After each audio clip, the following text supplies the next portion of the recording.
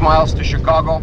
We got a full tank of gas, half a pack of cigarettes. It's dark, and we're wearing sunglasses. Hit it.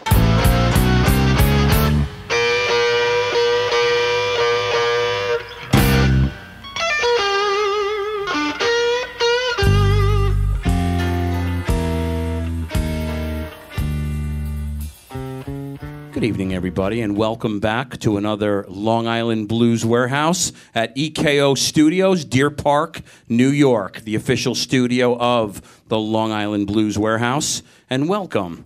Tonight, we are talking to a Long Island musician that makes his living these days as a full-time player down in Florida. He's been performing live close to 40 years. Please welcome this week's featured artist, Glenn Mack. 1, 2, 3.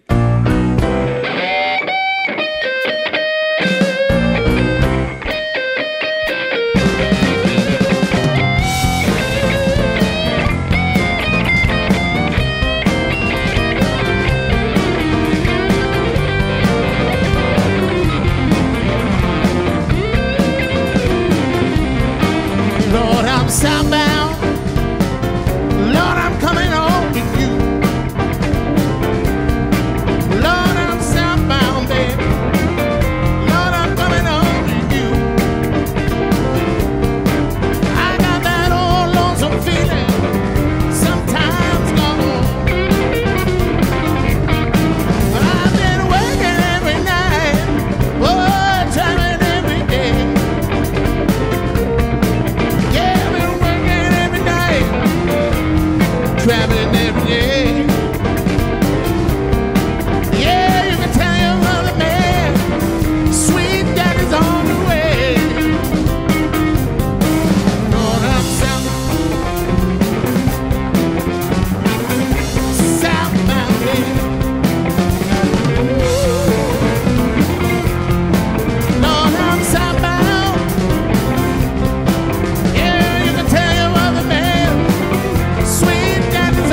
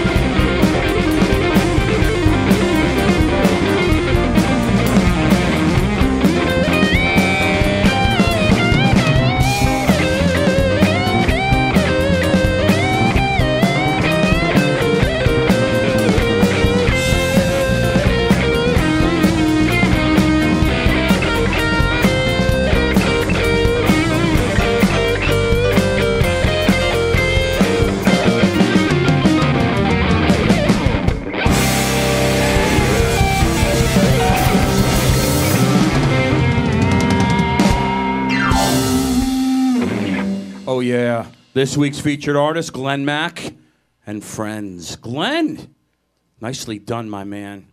Welcome to the Blues. Thank you. And welcome to the Blues Warehouse. A long road it's been. It's in the road. It's been a hell of a road, and it's good to have you at this portion of the road. It's good to be here. So welcome to the Blues. Good Welcome, to see you yeah, too. welcome to the show, Finally. man. You and I. Matter of fact, you and I did a phone interview a few short years ago. I can't remember if it was for this show or the live show at WUSB on Friday mornings, but it was a fun little piece all the same. I want to talk about some history with you, if I can. Let's talk about when you began musically. How old were you when you knew this was something you were going to do in life? I don't know about life, but I knew it was something I was going to have for a long time anyway. I was 3 years old. At age 3, you expressed interest in the keys? I was writing songs when I was... No, I'm kidding about that. No, my dad bought my mom a piano for their anniversary or some kind of thing like that. And they brought it in the house, and it was this new big piece of furniture sitting there, and my mom started to play it. And you were intrigued? I was like a zombie walking towards it. Piano! And so it was great. So at that was age it. 3, are you just banging on the keys, or are you receptive to being taught things? Well, I knew that 2 notes sounded better than 1. At age 3, you knew that? Yeah, because I just go. And if I went, I knew that was no good. And then it's like, wow. It's like an epiphany. So let's talk about, now, are you self-taught? Did mom teach you? Were you taking lessons from an outside teacher? Just a few, just a little bit. But they were those scam lessons that made your parents think you were learning how to read music, but you're really just doing it by the numbers. Do you read music? No. Like 95% of the musicians on Long Island don't read music either. Oh, well, 95% of them don't read anything. So, For that matter, that's another yeah, story. So that's something else, yeah. But boy, can they feel it. Yeah. Boy, can they feel it. The raw emotion that comes out of some of the guys we bring on this stage, like the ensemble you brought tonight. Let's move to like junior high and high school days. What are you doing musically at this point in your life? Are you in garage bands? Are you playing out live? What are you doing in school days? No, totally shy, totally just playing at home, picking out songs from records. Elton John, Tumbleweed Connection. That was a big album for me. Yeah. Very cool. Very cool. So, do you remember your first gig live in front of an audience outside of like your home?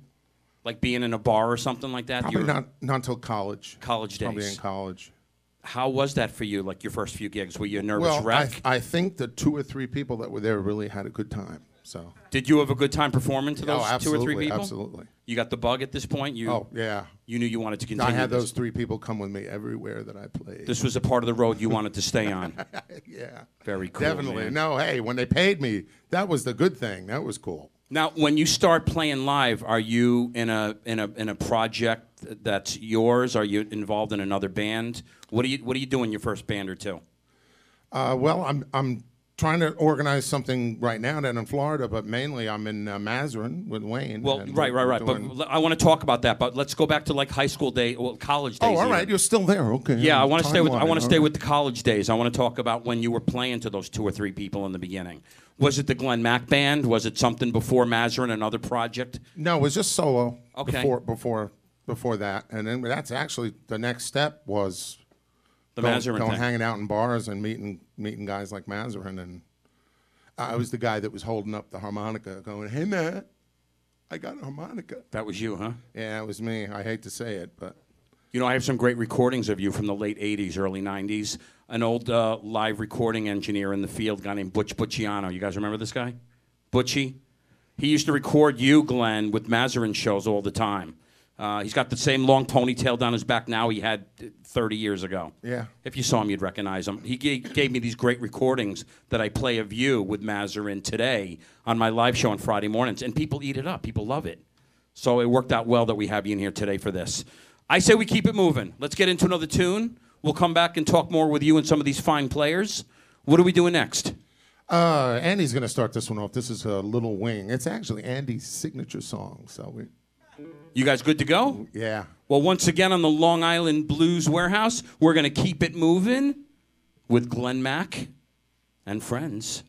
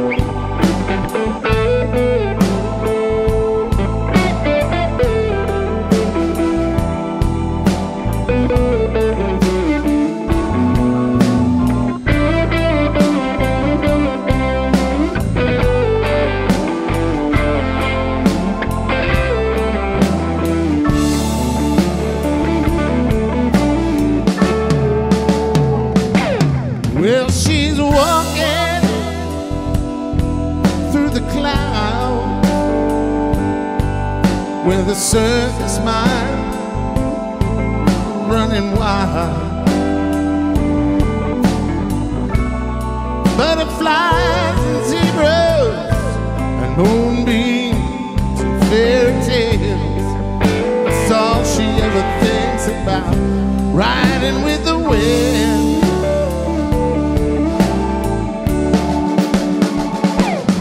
When I'm sad, she comes to me with 1,000 smiles she gives away free. But it's alright, she says it's alright. Take anything you want from me. Riding like the wind.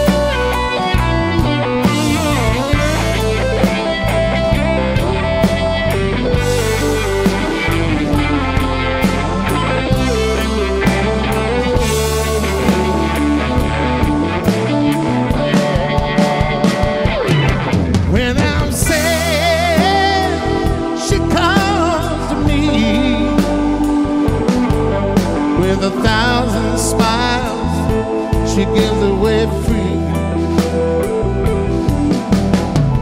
But it's alright, she says it's alright. Take anything you want from me. Riding like the wind.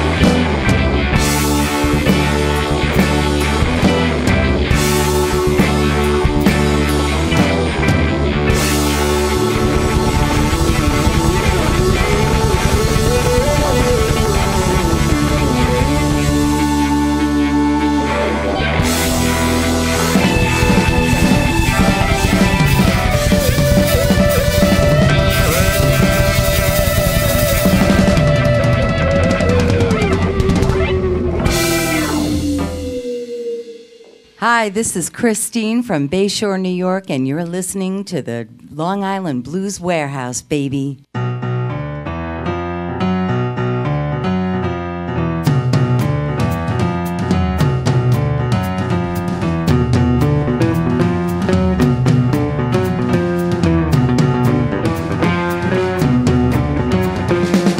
Sheepdog, stand in the rain.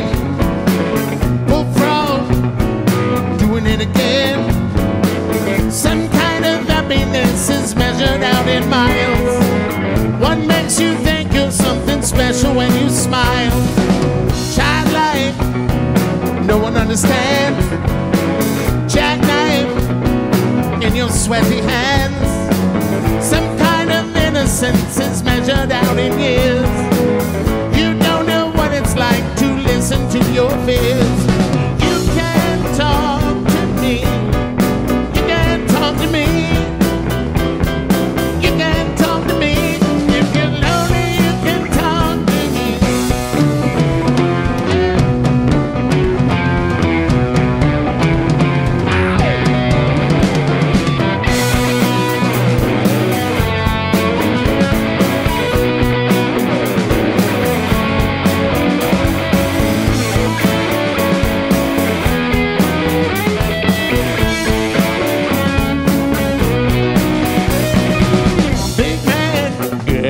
Walking in the bar, wigwam, frightened of the dark. Some kind of solitude is measured out in you. You think you know it, but you haven't got a clue. You can't talk to me. You can't talk to me. You can't talk to me. If you're lonely, you can't talk to me. Yeah.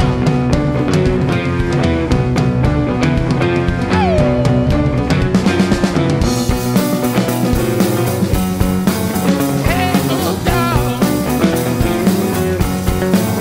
Hey, bulldog. Hey, bulldog. Woo!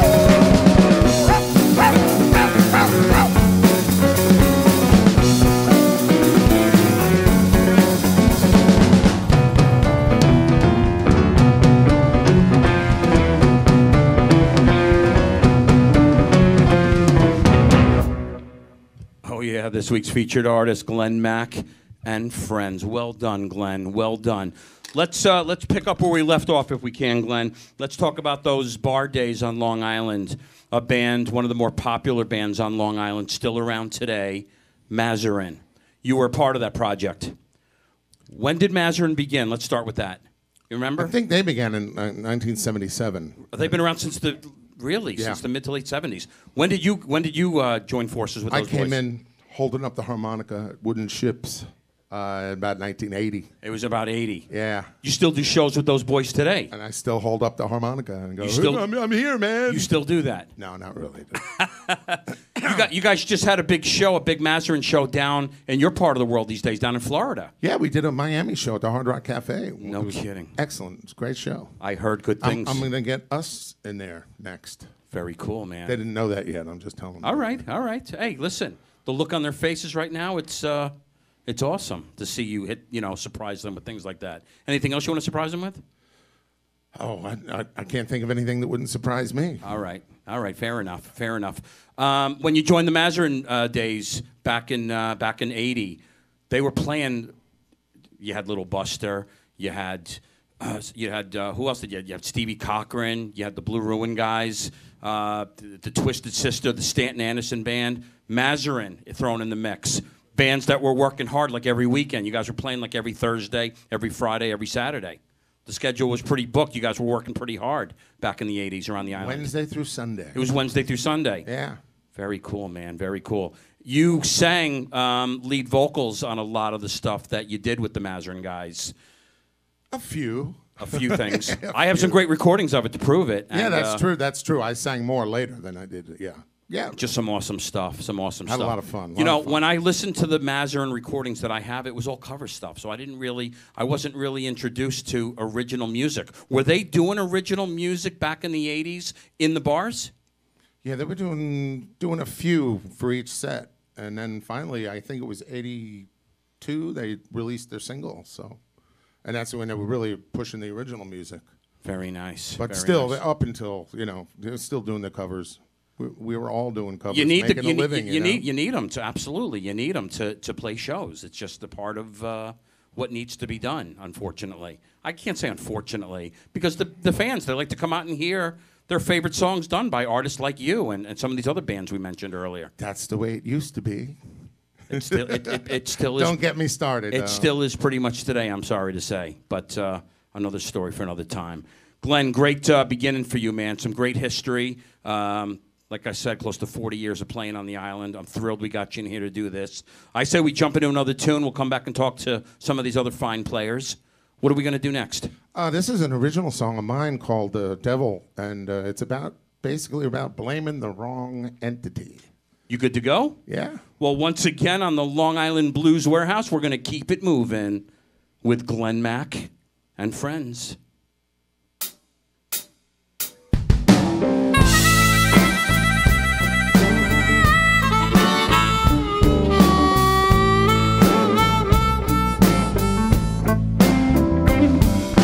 Faces in the shadow, what are they doing there tonight?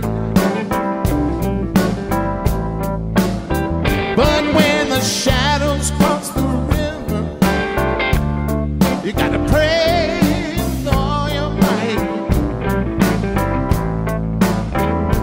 'cause the devil's working overtime under cover of the night.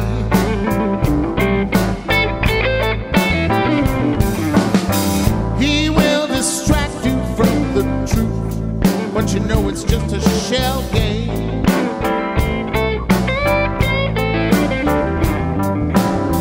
Got your theories of conspiracy, always looking for someone to blame. It's just the devil working overtime under a different name.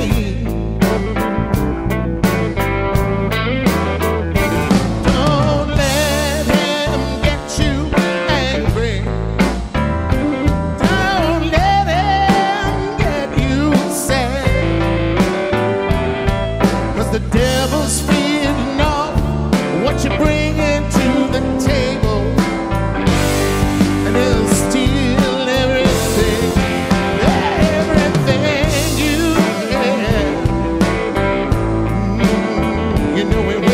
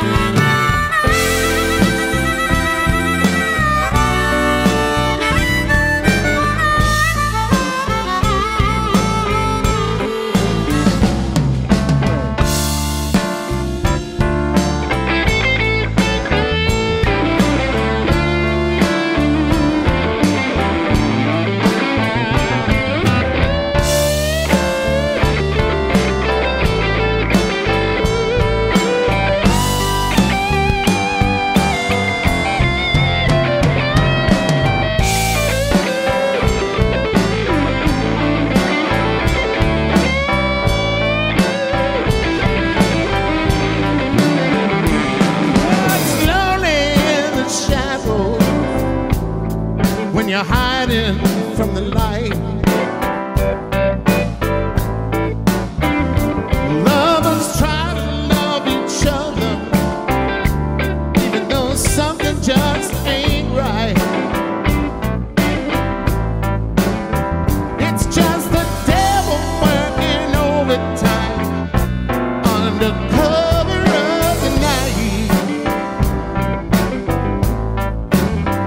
It's just the devil working overtime under cover of the night. It's the devil working overtime under cover of the night. Under cover of the night. Picking up that union scale,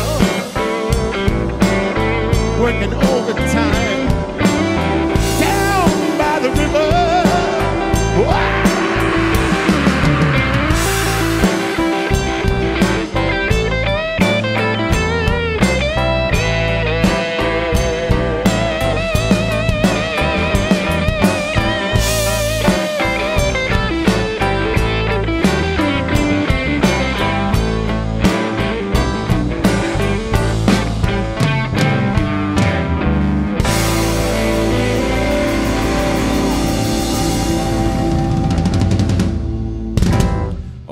This week's featured artist, Glenn Mack and friends. Well done, Glenn, as always.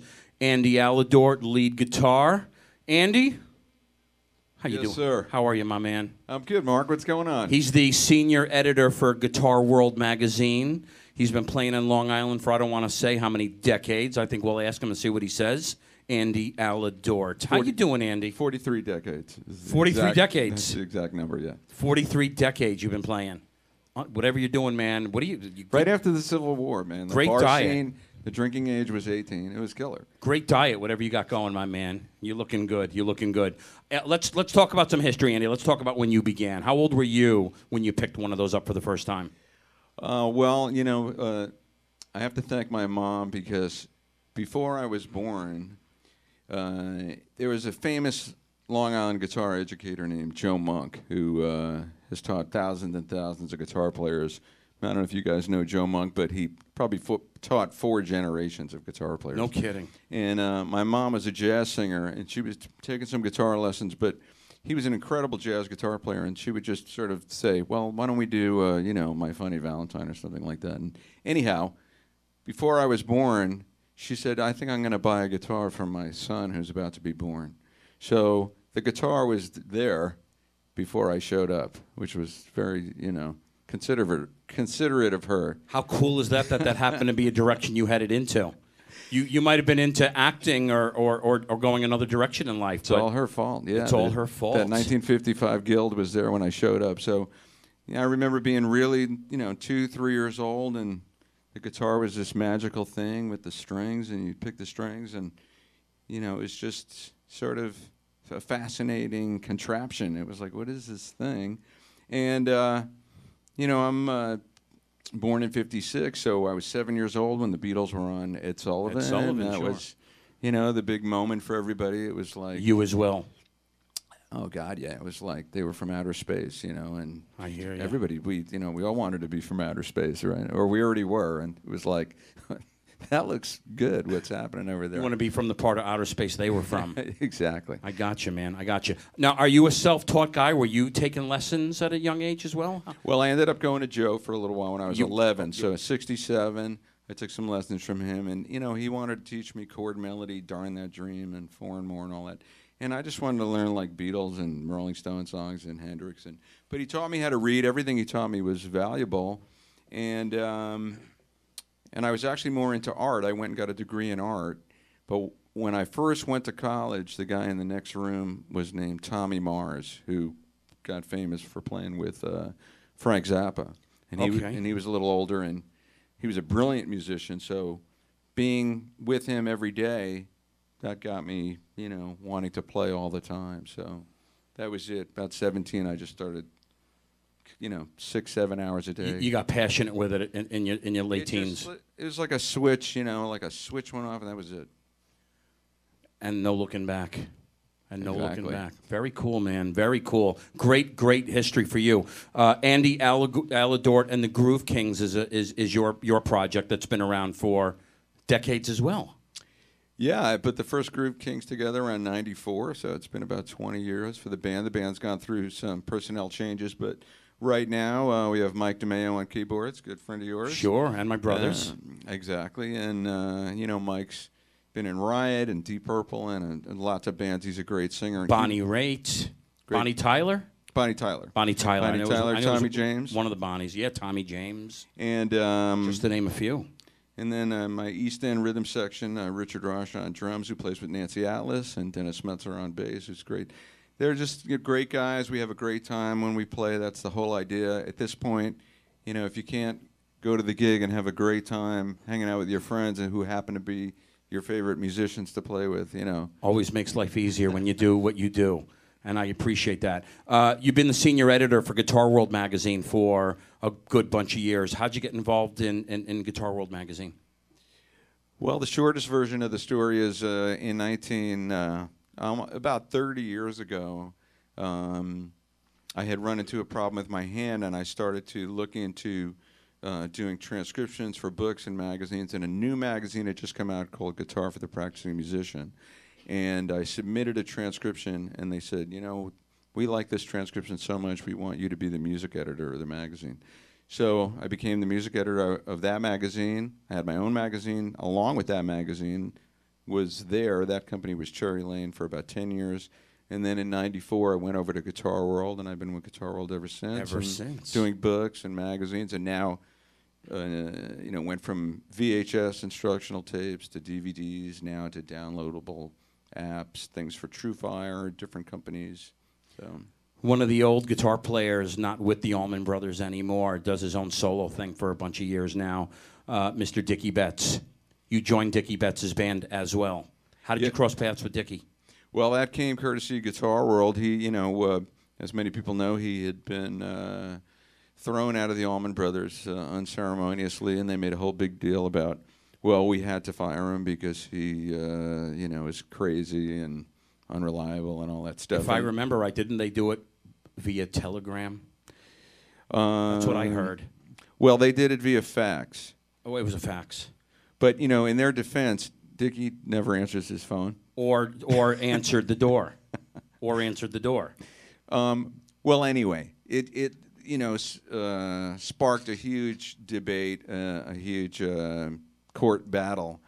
But guitar magazines have been after Dickie from the beginning. And he's been doing great ever since he went after when that happened, when he went solo. He plays all over the place. Well, it was important for him to prove all this slanderous stuff was being said. Well, he's nuts. We had no choice. Da, da, da. He wanted to show, I'm not nuts. What's a better way to show that than we gave him his own column in Guitar World every month. There's Dickie Betts talking about his musical upbringing, teaching how to play. You could see, well, he clearly isn't crazy. He's doing a column in the magazine every month. But that's what I did. That's how I met him. Ghost wrote the columns. I would interview him. We'd talk on the phone. I sent him my first CD, put a sock in it, and like a typical musician businessman, I forgot that I even sent it to him. So we're on the phone one day, and he goes, I got your CD. I was like, oh, yeah, and he's like, man, that first tune will knock your hat in the lake. That's what he said? Yeah. And I said, well, I'd love to sit in, sometime. It would be an honor. And he said, I've met a lot of musicians over the years, and this was incredible. He said, any show that you can make it to, call my guitar tech, and there'll be a half-stack Marshall waiting for you. And how soon was it from that call before you actually showed up at a gig? It was later that afternoon. I was at his house. I believe it. I believe it. With a pizza. And you had to fly 18 hours to get there. The pizza was cold, and he fired me right then. That was the first time I got fired. But it was great. No, so for 3 years, I sat in with him like crazy, like all over. And then one day, I'm online at the bank, and the cell phone rings, and he asked me to join his band. That was in 2005. 2005. Yeah. That is awesome. That's serious history, my man.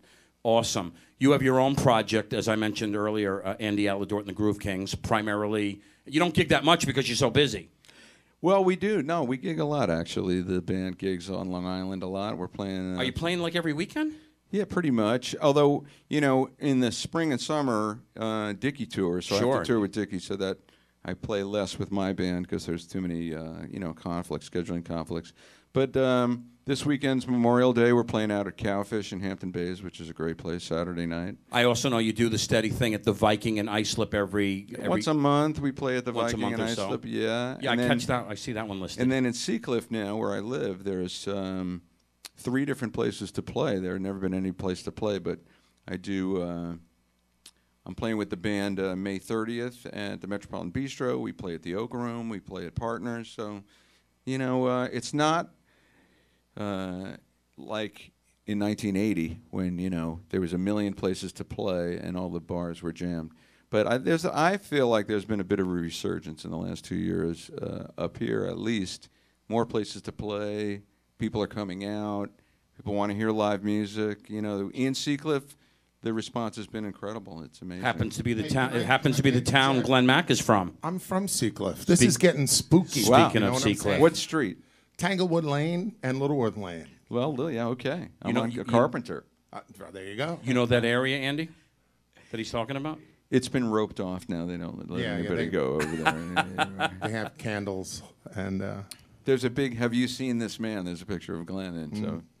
Great background, great history, they Andy. give tours of the house, actually. Yeah. Andy ALEDORT on lead guitar, great history. I hope I can get you in here. We're going to talk about it later, maybe with the Andy ALEDORT and the Groove King somewhere down the road. You brought one of those big checks, right? That they, you know, at the golf tournaments. You have one of those? It's in the mail. Okay. You're gonna need a big envelope for that. It's in the mail. A big mailbox. When you get the big mailbox, we'll talk about the big check. In the meantime, I say we get to another big tune by Mr. Glenn Mack and friends. What are we doing next, Glenn Mack? Oh, we'll do a little Skinnerd. What do you think? I think I like it. You guys good to go? Yeah. It's time to put you boys back to work, so I'm going to look in this direction and say this. Once again on the Blues Warehouse, we're going to keep it moving with Glenn Mack and friends.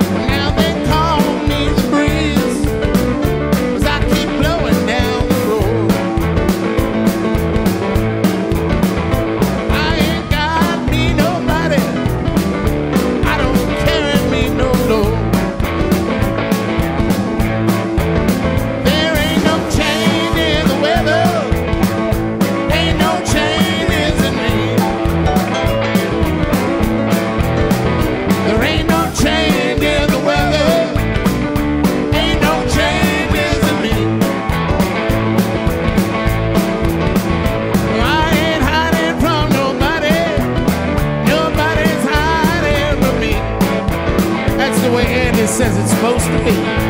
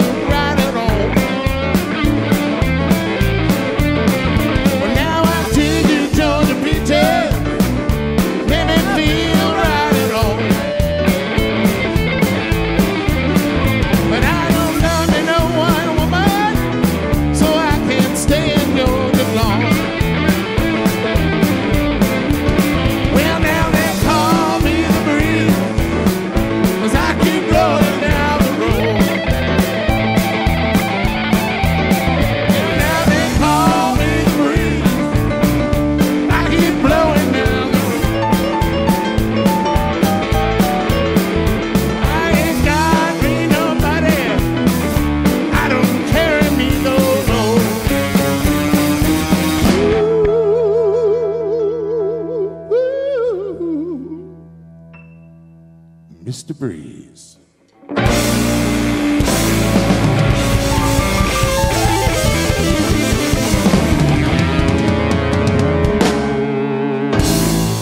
Glenn Mack and Friends.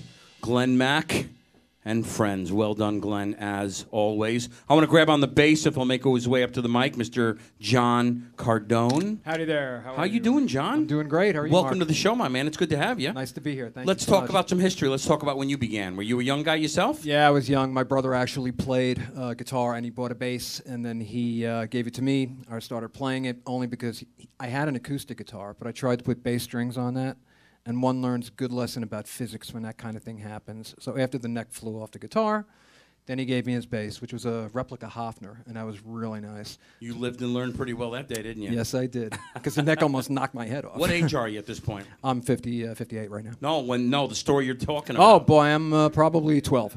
You were 58 when that story happened. That's right, exactly. I wear it well. So let me ask you this. Is the bass the only instrument you play? Pretty much, yeah. Okay. What were you doing junior high and high school days musically? Were you- Actually, no, that's not true. I did play sax in junior high and high school. I played Very nice. alto and tenor sax. As well as the bass? Yeah. Okay. I was able to read on sax, but I wasn't able to read on bass.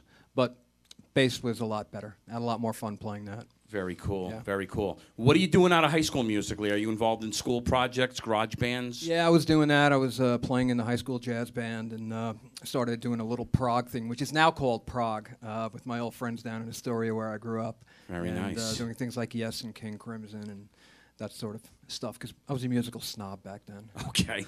How many notes can we fit into this little box here, you know? I got you. So- I got you. All right. So you had a little experience, you had a Oh, little yeah. education, and your Yep. mind grew Yep. as you did Yep. musically. And you sound great, man. Thank you. Great dynamic to the project. Thank you very Were much. you involved in other music projects today other than these guys when they were around? Yeah, I've got a few different things. I play with a guy by the name of John Ford of the Straubs. You're kidding me. Yeah, play with John Ford.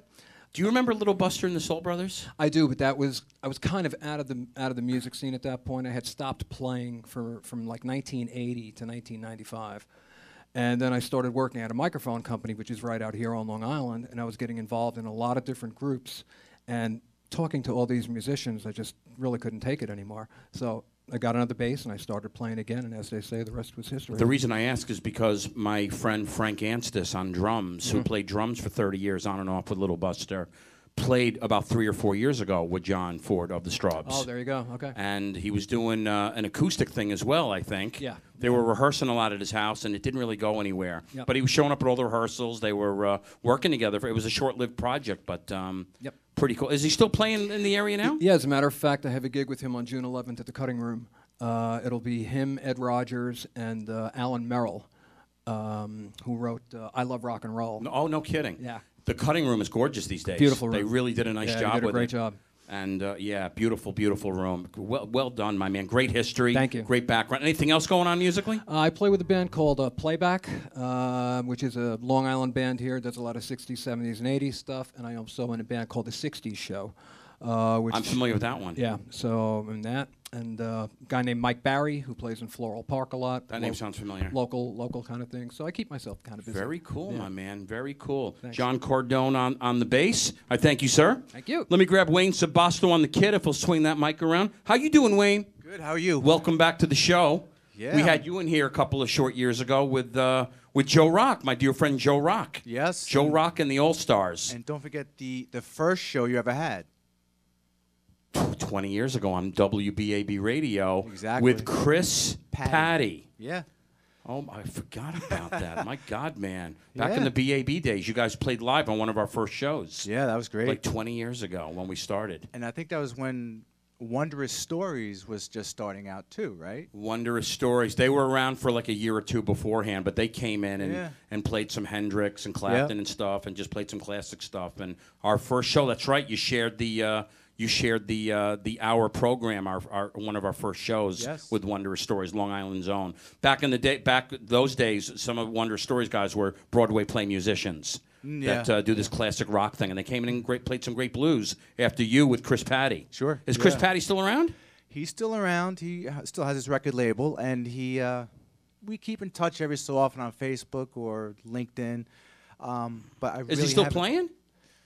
He's more producing and engineering. Okay. Don't quote me on that, so I'm not 100% sure. As far as you know, that's what he's doing now. Yes. All right, I'll take that. And he's still writing. I thought, as far as I know, he's still writing. And you still do the Mazarin thing yourself?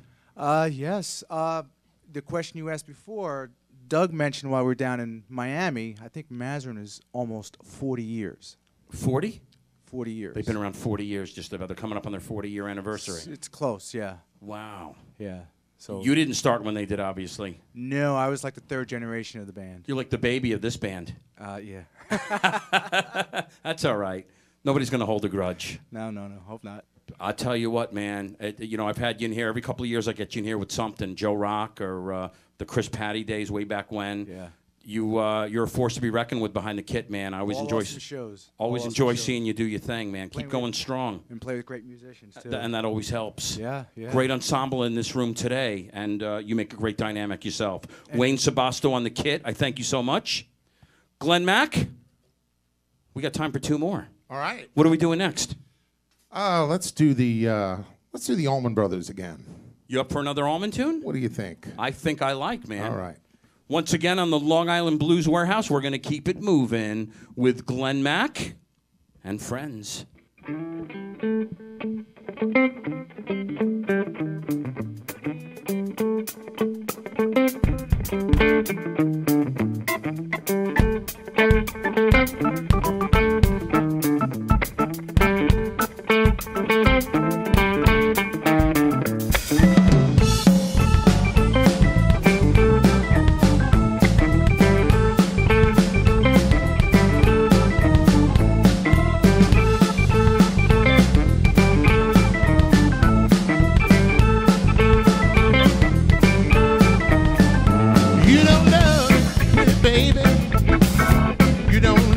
Yes, I know.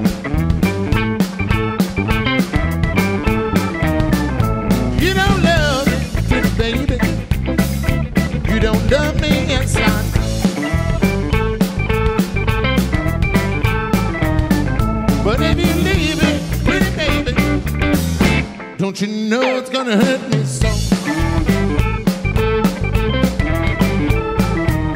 Well, I'm gonna tell my mother. I'm gonna talk to my father too.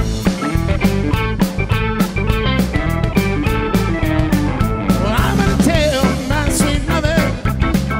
I'm gonna talk to my father too. Well, I'm gonna tell everybody what those young girls do to you.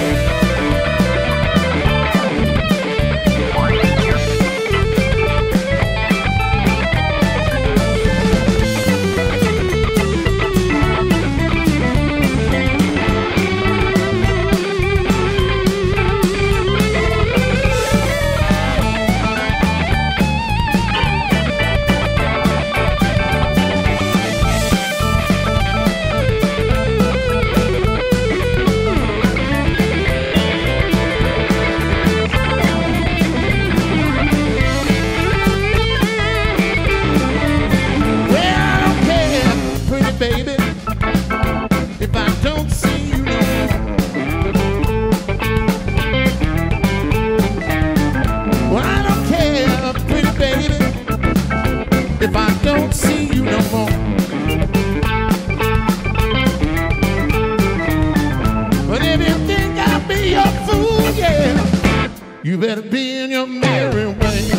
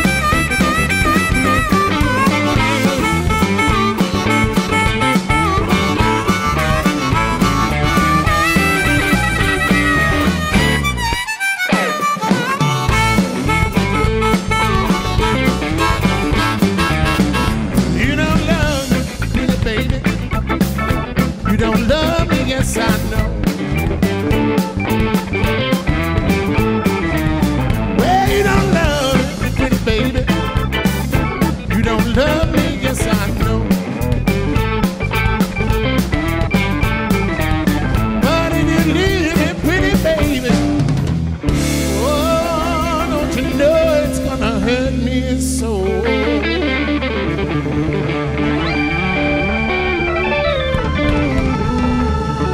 Won't you know it's gonna hurt me so?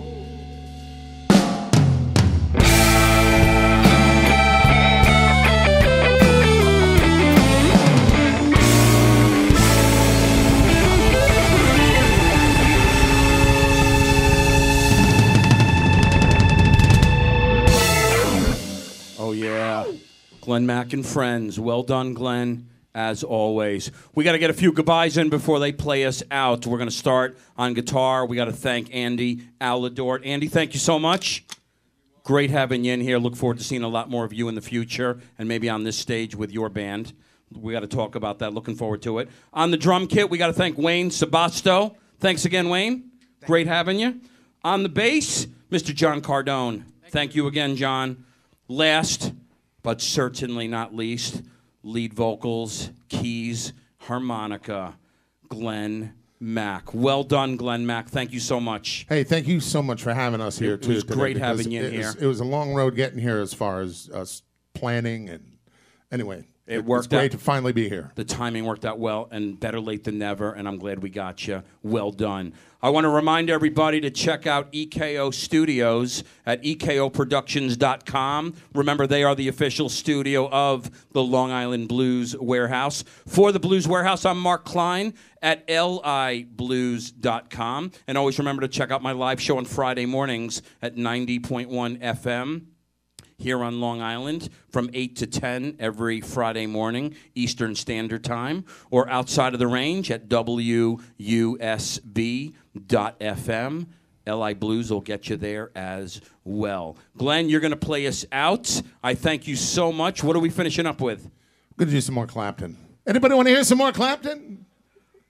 We say goodbye to this week's featured artist. Thank you so much. One more time, this is Glenn Mack and Friends.